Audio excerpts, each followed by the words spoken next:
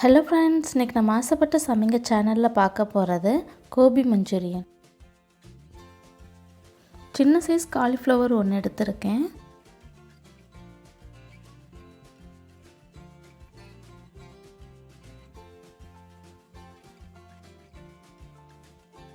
இந்த சைஸ்க்கு கட் பண்ணிக்கலாம்.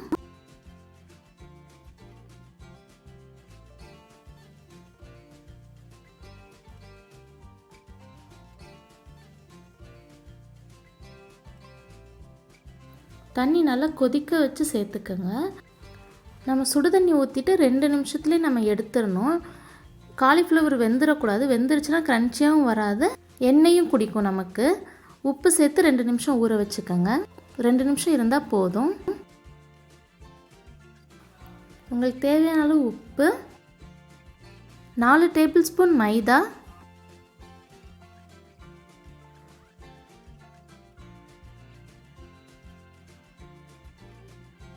அரை டீஸ்பூன் இஞ்சி பூண்டு பேஸ்ட்டு, 1 டீஸ்பூன் மிளகாய்த்தூள், 3 டேபிள் ஸ்பூன் கார்ன்ஃப்ளவர்,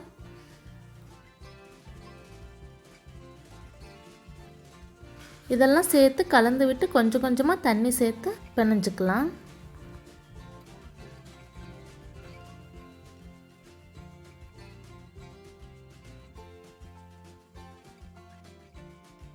பாருங்கள், இந்த அளவு இருந்தால் சரியாக இருக்கும். இது அப்படியே ஒரு அரை மணி நேரம் ஊறட்டும். அதுக்கப்புறம் நம்ம எண்ணெயில் போட்டு எடுத்துடலாம். எண்ணெய் நல்லா சூடானதும் நம்ம காலிஃப்ளவரை பொரித்து எடுத்துக்கலாம்.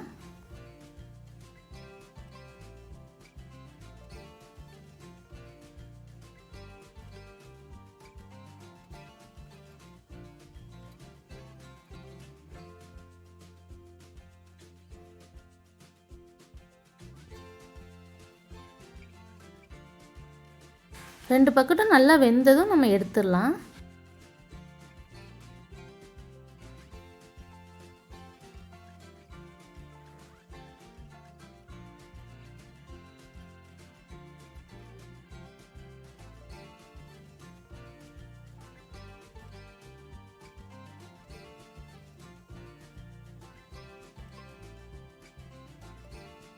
ஒரு கடாயில் 2 டேபிள் ஸ்பூன் எண்ணெய் சேர்த்து, எண்ணெய் நல்லா சூடானதும்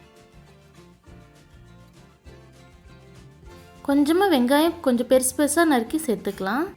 அடுப்பை சிம்மில் வைக்கக்கூடாது, ஃபுல்லாகவே தான் இருக்கணும். சிம்மில் வச்சா வெங்காயம் லூஸ் ஆயிரும், க்ரன்ச்சியாக வராது.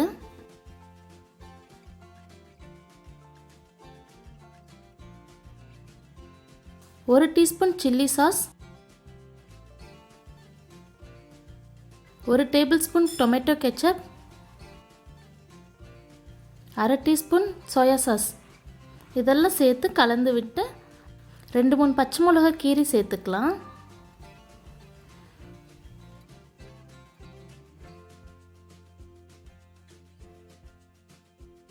அரை டம்ளர் தண்ணி சேர்த்து கலந்து விட்டுக்கோங்க.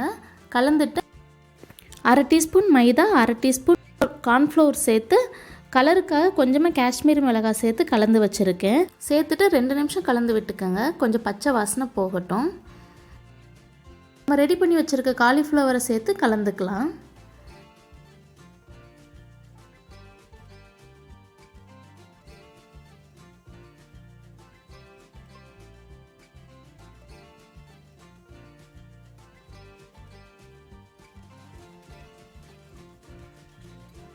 அவ்வளோதான், நம்ம மஞ்சூரியன் ரெடி ஆயிடுச்சு. அடுப்பு சிம்மிலே வைக்கக்கூடாது, ஃபுல்லாகவே தான் வச்சு நம்ம கலக்கணும். கொஞ்சமாக மல்லி இலை தூவிட்டு நம்ம அடுப்பை ஆஃப் பண்ணிடலாம். அவ்வளோதான், நம்ம கோபி மஞ்சூரியன் ரெடி ஆயிடுச்சு. ஹெல்த்தியாக வீட்டிலே நம்ம ரெடி பண்ணிடலாம். வீட்டிலே செஞ்சு சாப்பிடுங்க.